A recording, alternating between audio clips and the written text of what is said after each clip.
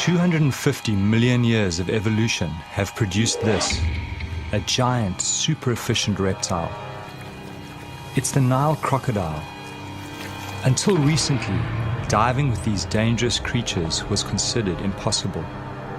But as with any predator, it's how you engage them that's the key. And I'm about to put my belief to the test. I've decided to take a calculated risk. I want to dive with feasting crocodiles. Can I approach them without being attacked? Will they see me as a fellow predator or as potential prey? Can I survive within their feeding hierarchy? I'm taking a big risk, and I think people understand that. And I don't think it would reflect poorly on a crocodile if it eats me. People expect that to happen. For the last 5 years, I've traveled Botswana's Okavango Delta, finding out more about these prehistoric predators. I've joined them underwater and discovered they are not just simplistic, ruthless killers. They are capable of an unsuspected tolerance. Now I want to test their ultimate acceptance by diving while they are feeding.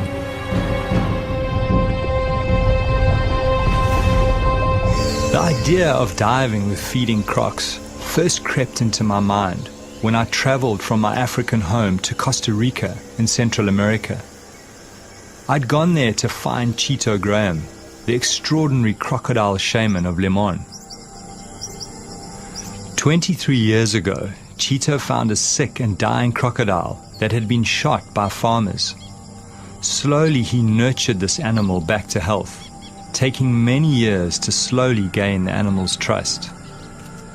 He showed me something I never thought possible with crocodiles.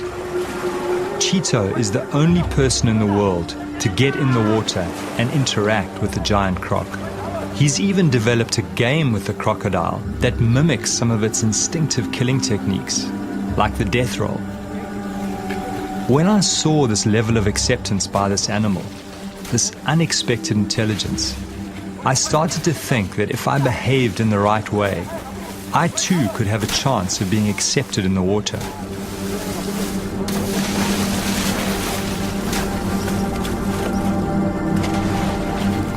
As I watched this man and this predator together, it forced me to rethink crocodile nature, and the seed was sown to set out on my quest.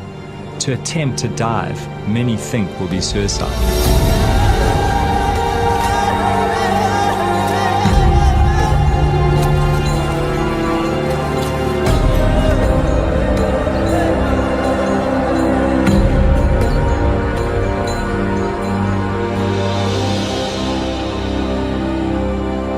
What particularly intrigued me was that somehow the croc can tell the difference between the food Cheeto gives him and Cheeto's hands. To come out of this alive, I will need to prepare my mind very carefully.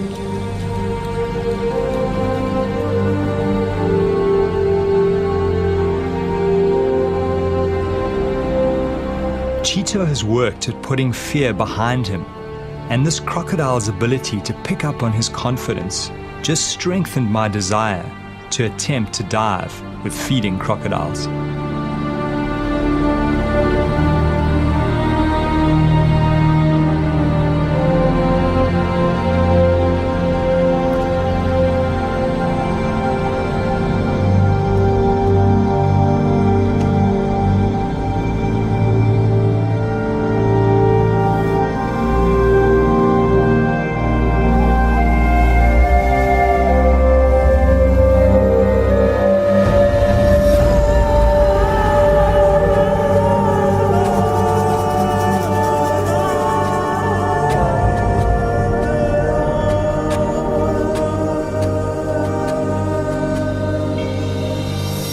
Every winter I return to my old diving ground, the Okavango Delta in southern Africa. In the swamp live some of the biggest and most aggressive crocodiles in the world. It's June, when the great flood brings the clear water. All my primal senses start to come alive as I prepare my mind and my body. Over and over, I'm at the feast, calm, unharmed.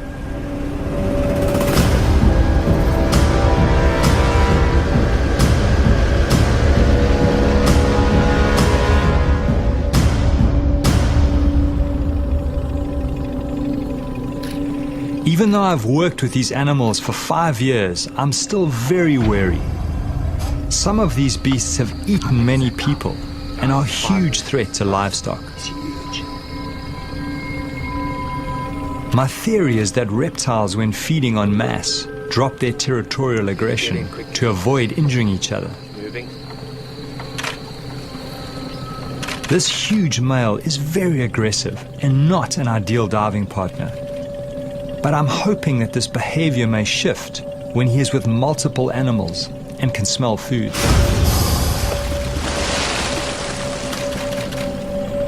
To really understand the dynamics and to see the way that these animals interact, you really need to go underwater, because that's really where it's all happening. Certainly up here in the Panhandle.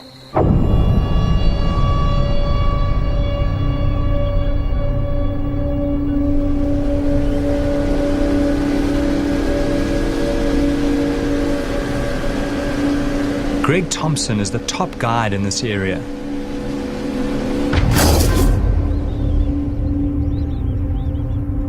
He has grown up with crocodiles, seen several animals and people being taken.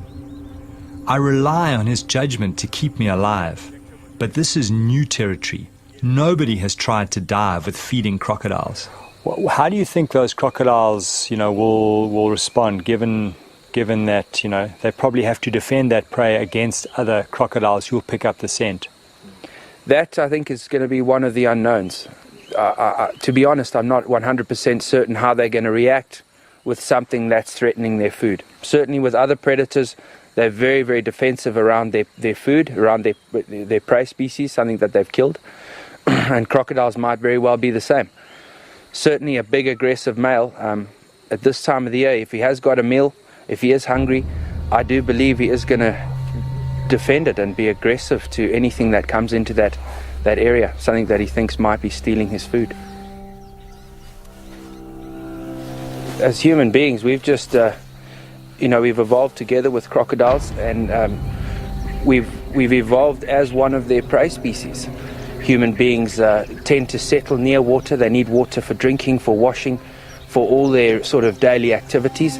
So you're always going to have people close to their environment. He sees people as something that he can eat.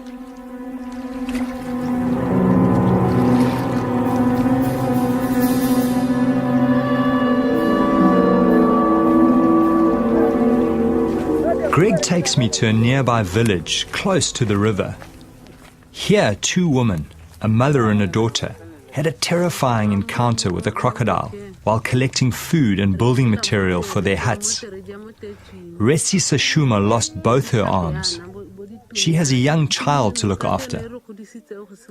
Mother and daughter now live by weaving baskets with only one arm between them, somehow surviving against impossible odds. The croc that attacked them was only about 2 meters long, but very powerful.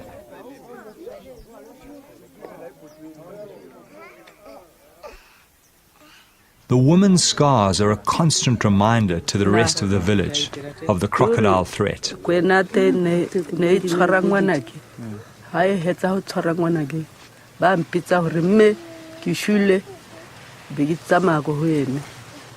Be mutika hai mutika mesate linye matapa gobo ate be na ko hodimo na jana be kitama ko huyene ke ore hakitama ko huyene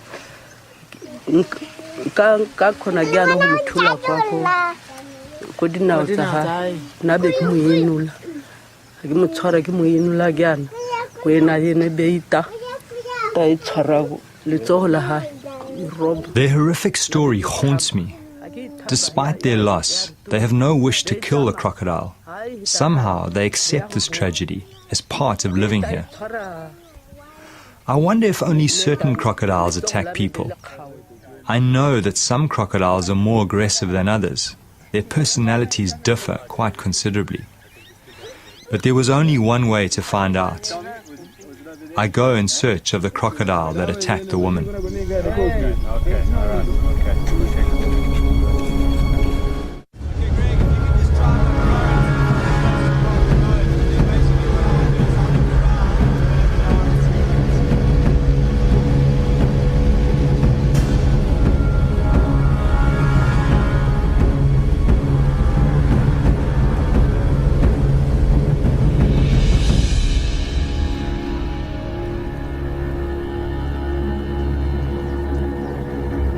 It's a short boat ride to the area where the women were attacked.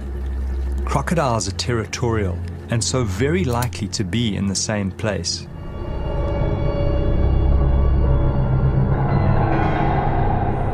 As I kit up, I have this strange feeling going in the water with this crocodile. I feel so sorry for the woman, and yet no ill feeling towards this animal, which was just responding to the splashes and noises of its prey. 85 million years of instinct. I always get underwater as quickly as possible and make minimal splashes on the surface. Fish are the main diet of crocodiles. They hunt them by letting them come close and grab them in a flash of speed. They hunt mostly at night in pitch darkness, using a sensory system that picks up vibration. That's why I move very slowly in the water, very deliberately. I need to move like a big crocodile.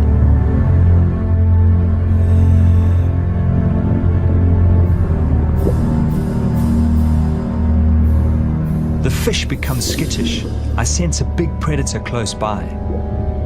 Knowing this is potentially a man-eater puts me on high alert. It disappears quickly under the papyrus into the maze of underwater tunnels.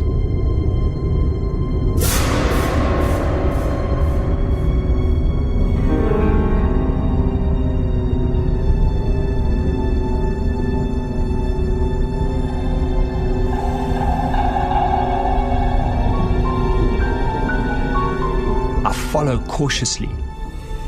Some of these tunnels are kilometers long. Inside, there are big caves hollowed out by hippos and crocodiles where they take prey to soften for eating. The lurking croc distracts me as I move deeper into the maze. As I turn around to exit, there's that terrible feeling in my stomach. I'm confused. Everything looks different to my entry. I'm lost.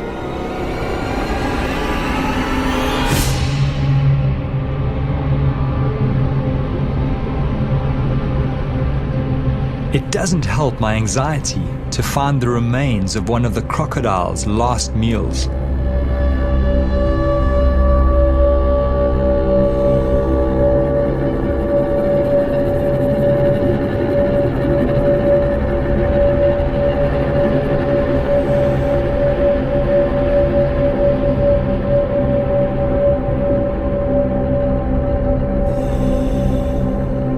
In the distance, I see a glimmer of light that I hope may lead to the main channel.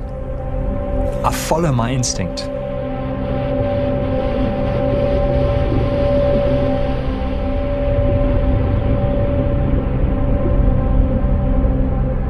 It's a huge relief to be back in the sunlit channels.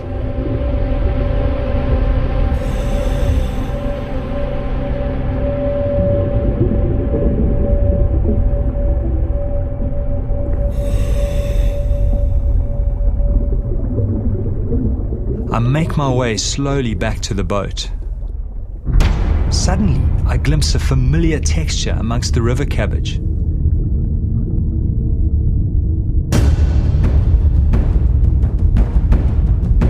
The crocodile has backtracked and exited the maze. I remind myself that these smaller crocs are often the most dangerous. All seems fine at first.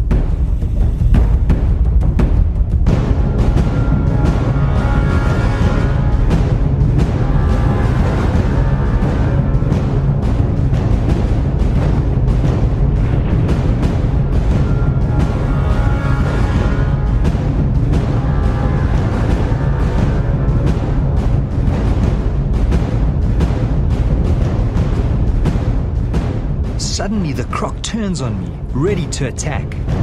Then he goes straight for me.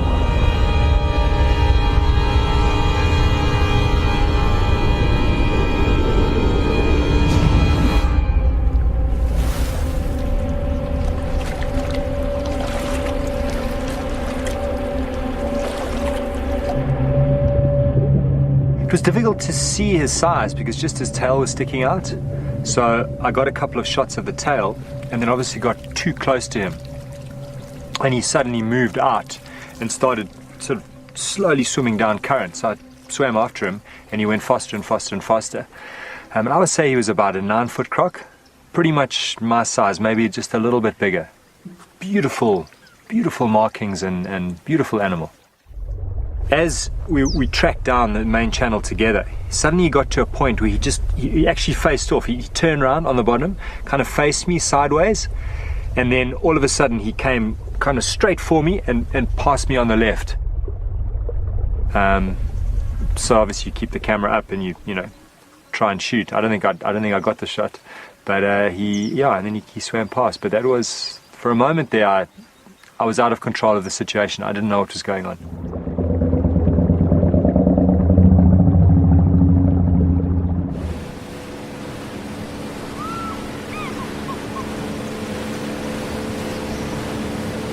Traveling back past the village, we get word that a cow has been taken by a big crocodile and has been seen dragging it downriver.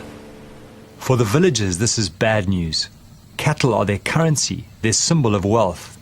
But for me, this may present the chance I've been waiting for. With the smell of the fresh carcass, a huge scent trail is moving downriver, calling all the crocodiles to focus on this one large food source. I worry that they may drag it underwater, and I'll never see it again.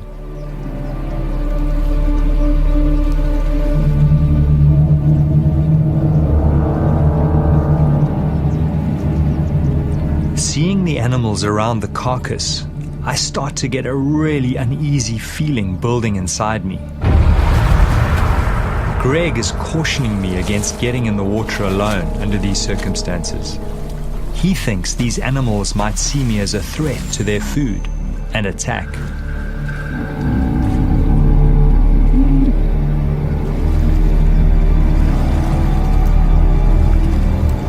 Looking at these feeding crocs, I watch carefully for their aggression towards each other, imagining myself amongst them. They seem to be very accepting of each other, but how will they react to me?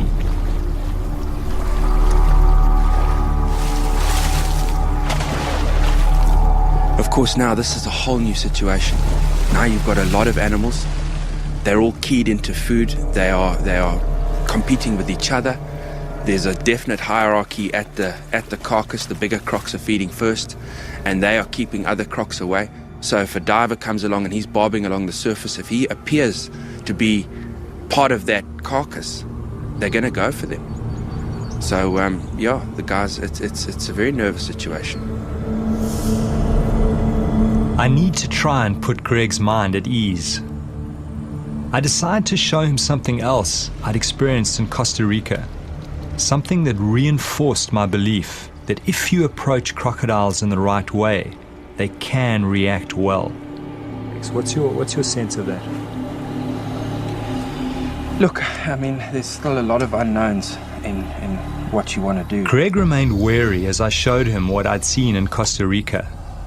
I spent several days with a crocodile caller, Juan Betreo, who has built a remarkable relationship based on food with a number of wild crocodiles. What I found most interesting is that the crocodiles don't go for him, but rather choose the small food morsels that he gives them.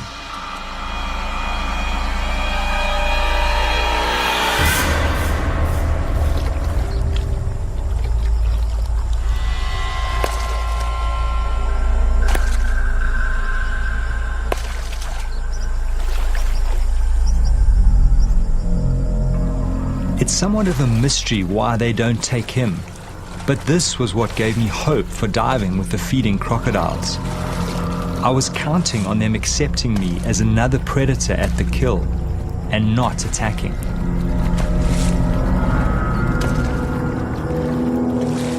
The crocodile calling art took Juan several years to develop. He slowly built the trust of the animals, drawing them closer and closer to his body.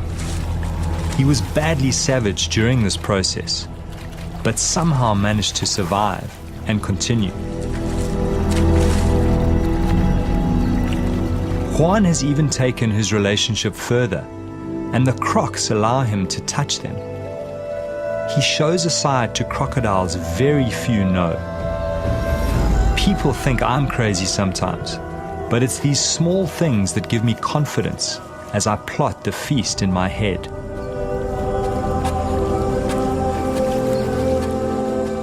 Greg remains skeptical. He feels the situation is quite different, as he knows African crocodiles to be more aggressive than their American cousins. I'm hearing Greg's worries. I'm sensing I need someone in the water to watch my back. There is only one person shark diving buddy.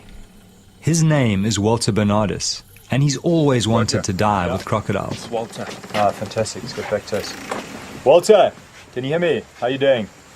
No, excellent. Listen, we've got a great situation here. These crocs have taken a cow and they've stashed it up one of the side channels, and I think it's going to be an excellent opportunity. I really need you to get up here quickly, and I think bring a medic as well, because I don't know how these crocs are going to behave with food in the water.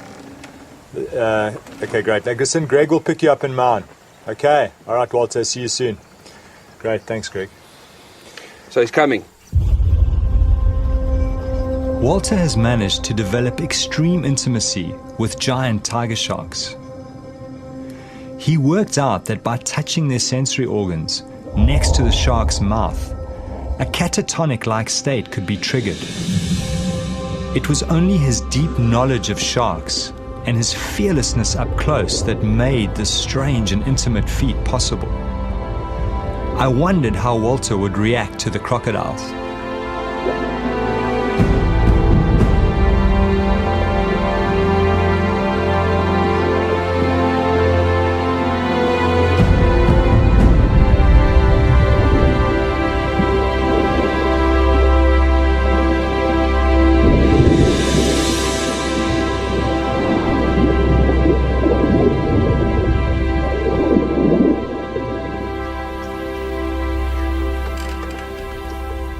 Now I'm stressed about the time. I need to get in the water as soon as possible to get Walter used to the crocodiles. I'm also worried because water clarity is dropping as the current is starting to decrease. Welcome, man. Good to see you. Good to see you too. Come aboard, man. Fantastic. Walter has brought with him Ainsley McClarty, experienced paramedic recently back from working in Afghanistan. Good to be here finally. Now there's no turning back. The fear starts mounting as we speak of what we face. The water pulls me, and at the same time, its depths haunt me.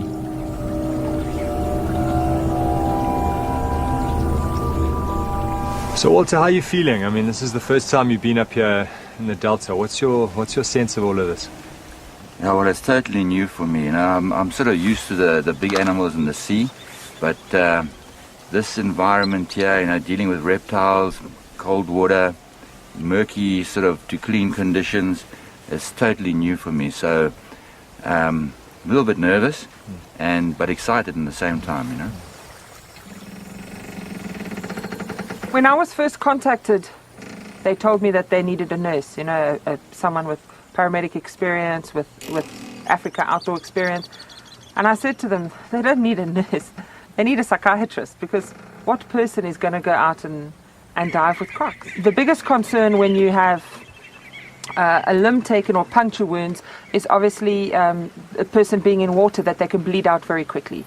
And so putting pressure on, getting a drip up as quickly as possible, and stabilizing the patient is always the most important. I've dealt quite a few times with people who've lost limbs, and it's definitely very achievable to save their life.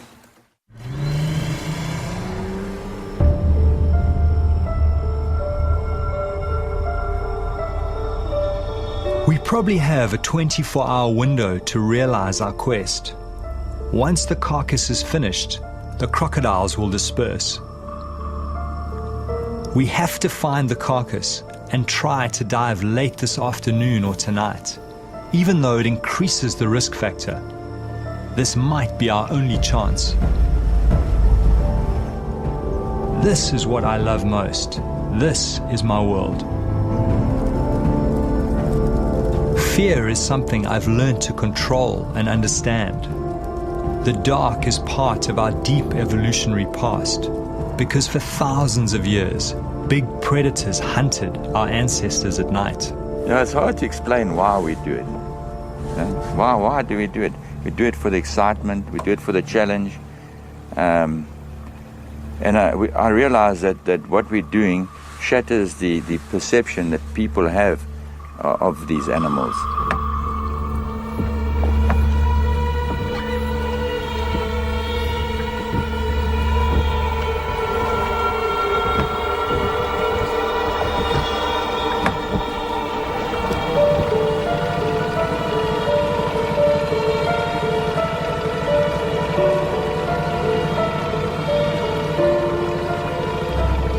Greg motors to the area where he last saw the carcass and looks for signs. Now the adrenaline is surging through me. The swamp, the reeds, the tiny insects, every sound, all hyper-real. Greg, how many of them are there? Suddenly we spot a large number of glowing eyes and plenty of crocodiles near the surface. Greg is sure the carcass is nearby. The crocs seem not too fearful of the boat at night. The plan is for Greg to watch activity on the surface and flash us with his light if he feels too many crocodiles are moving in on us. Walter, there's a croc. Our job is to find the carcass and determine how much flesh is left. We slip in and move cautiously.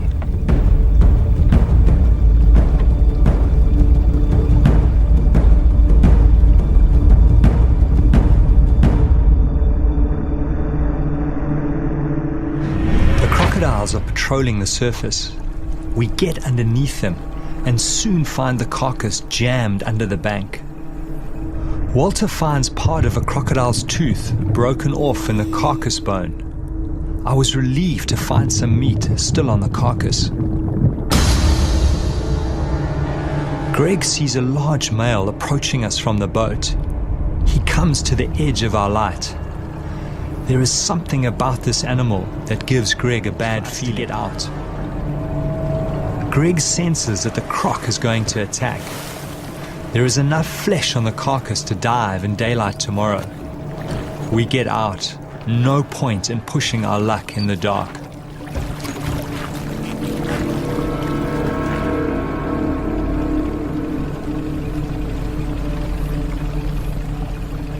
How's that tooth in that femur? I actually brought it up with me, eh? Let me have a look. Oh, that's incredible. Obviously broke off when they were biting into them because their bite force is amazing. And apparently this ridge on the side is what they use to actually, when they lash out, bash into other animals. Now's a good time to tell me about all that stuff, eh? Yeah, oh my goodness.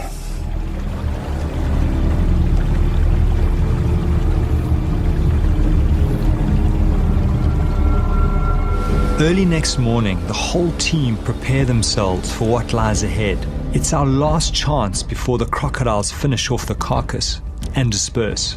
Well, I really am feeling that same that tension, and it is. It's a, we are going into an unknown territory, and what is a bit nerve-wracking for me is just the number of animals. I'm anxious on the inside. I'm concerned about these guys diving and what's going to happen. How many crocs are there going to be? How are they going to respond to being interrupted while they're eating? Are they going to be functioning in a pecking order and see the divers as a threat? I mean, who knows? So, yeah, this is crunch time, and I'll be far more comfortable when it's over.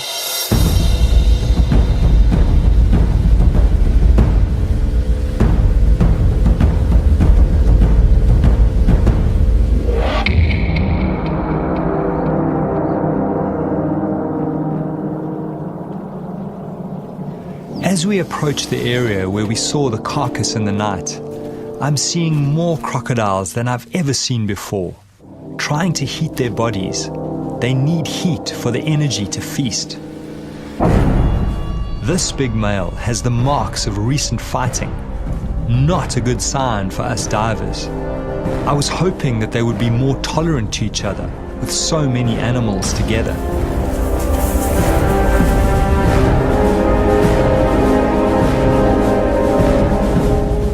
Greg spots them.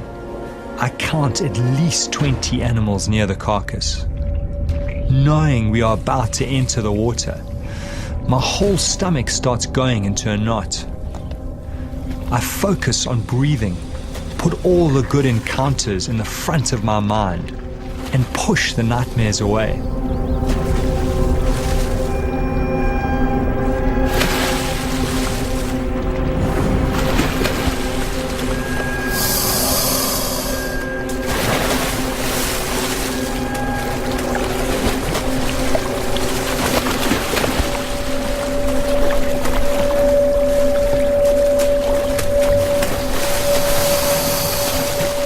It's incredibly lucky to find it. Often, once that animal bursts and the crocs start feeding on it, they'll take it under the papyrus and hide it. And there it's a perfect situation. It looks like they've pushed it into a little bay. It's in still water, it's sort of wedged up against a tree, and they've started to feed on it. I must say, Walter, I've got that same little butterfly feeling that I had when first time I got in. We're going to have a look, eh? Let's go have a look. And just be aware that the smell of that rotting meat is like a magnet to these animals. They'll be swimming upriver, all coming to investigate the source of that.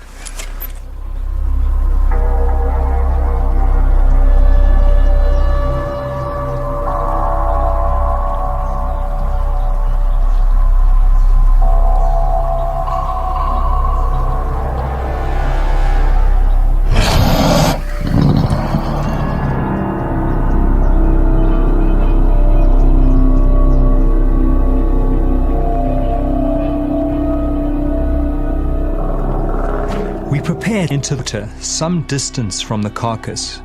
Crocodiles don't like boats in the day. Just be careful, eh? As we enter, I'm startled by a crocodile right under the boat. I control my fear as I try to see where it's gone.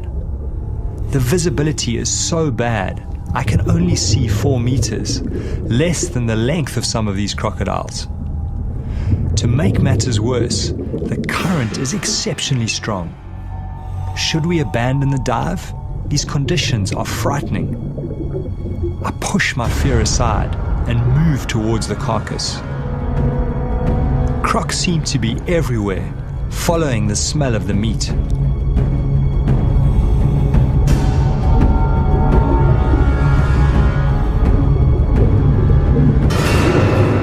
Everywhere we turn, crocodiles are waiting in places where the current is least strong. It's a maze blocked by dragons. I find it hard to read their body language, but none seem to be showing aggression yet.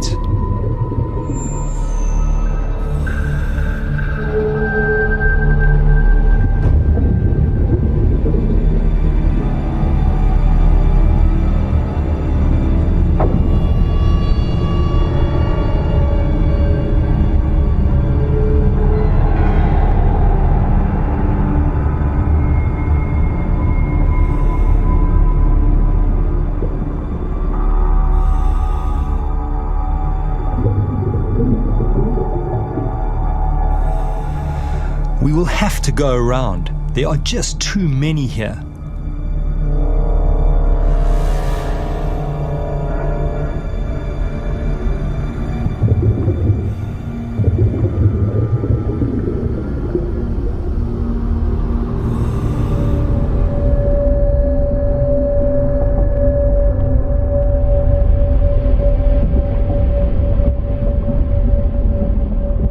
I'm surprised no crocodiles have confronted us yet. We are well into their feeding territory. In the gloom, I make out a large pelvic bone ripped from the carcass. Amazingly, no animals challenge us as we approach it. Do they somehow know we pose no threat to their food? Or are they just waiting to attack?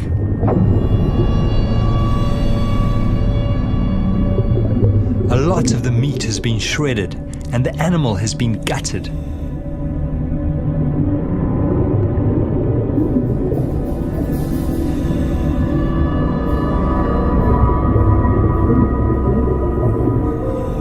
Walter watches my back as I inspect the carcass.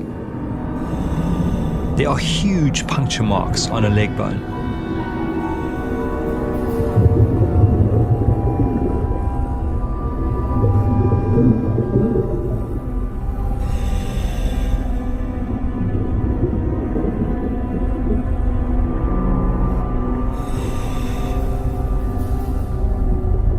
As Walter swims to the side, he sees a huge animal within a few feet of the carcass, watching us, waiting, assessing. The biggest challenge lies ahead. It's time to get back to the boat through the mounting circle of crocodiles, and somehow we have to appear confident, give no sense of being prey. Walter is telling me his plan to swim underneath as soon as the next crocodile goes up for a breath.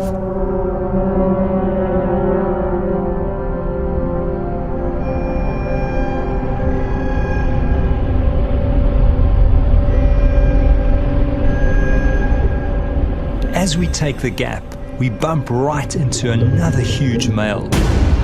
Fortunately, he too goes for air.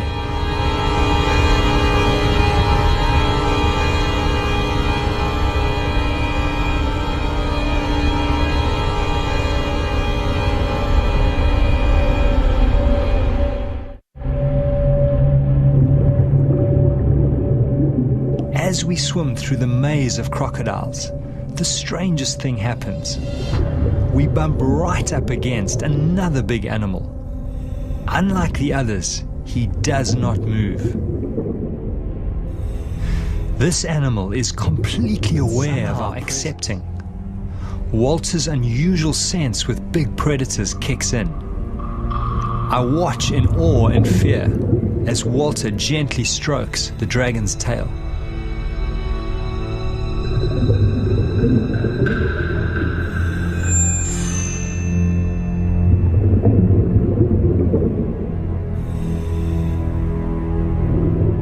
Then something happens that I could never have imagined.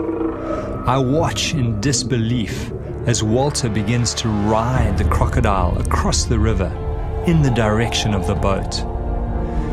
Even though the crocodile is slowed by Walter's heavy weight, it does not shake him off or attack. It feels like I'm watching some strange fairy tale as Walter rides the crocodile some 50 meters across the river. I have no explanation for why a predator allows such intimate behavior.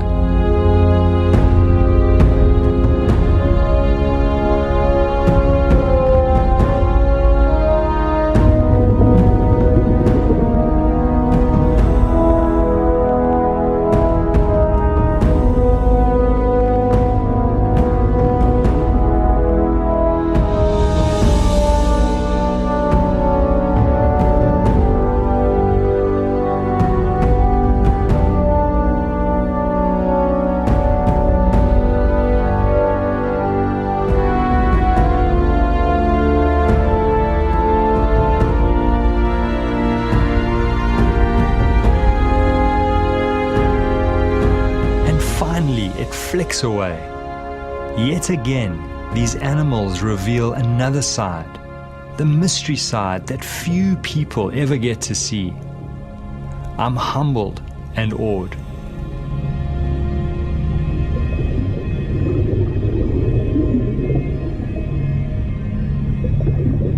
Yeah, you get a feeling with some animals, they will let you interact with them, let you touch them, others won't.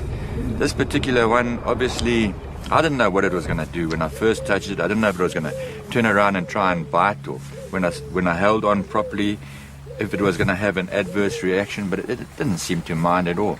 It just plodded on. It just put it into low range and it just went into that current. Yeah, strong. And it was fantastic, man. I think you got away lightly, to be honest. I mean, I've caught small crocs and other reptiles like snakes, pythons, where I've grabbed them by the tail and had them whip around and try and bite the disturbance behind them. So that's always what I've thought. If you do that, if you try and grab a croc by its tail, it could very well swing around and bite you. So I'd be very cautious if you, in future, I wouldn't try that too often. No, I was expecting that any second because, you've seen how these animals react to other things in the wild, and that's why I was extremely gentle in the beginning, and I was expecting it to rear around and sort of have a go at me, but it just kept on going, and all along the more weight I put on it, the more I thought, okay, it's going to turn now, until I was completely gliding along with it, and it just accepted it. So I sort of got a little bit more at ease because you don't quite know exactly how it's going to react. But this one reacted beautifully, It's amazing. I've certainly been very nervous a lot of the time, being stuck here on the boat, having the guys get in the water near feeding crocodiles, getting in the water at night, doing, all the kind of things that have always been sort of no-go areas, things you just don't do with crocodiles. And here the guys have been doing it. And, to be back here at the boat, the divers are back in the boat.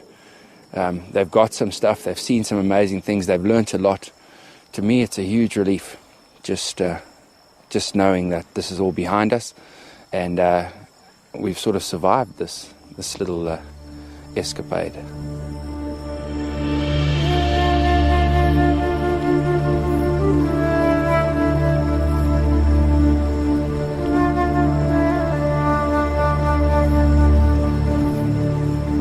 you got to accept it that coming out of the experience, you're not going to be the same as you went in. Something shifted, but certainly I'm not the same person when I go home in a day's time. Well, I think when we first started diving with these animals, the whole thing was, would they eat us or not? And having kind of broken through that barrier, as it were, that's just broadened my whole perception of how intelligent these animals actually are.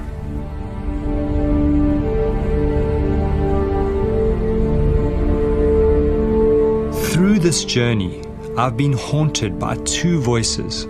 One telling me I was going to be ripped apart, another telling me these animals are accepting if treated right. Thankfully, the second voice won over, and I was able to conquer my deepest fear. It's opened up a new light on crocodiles. It's brought me closer to them as a species.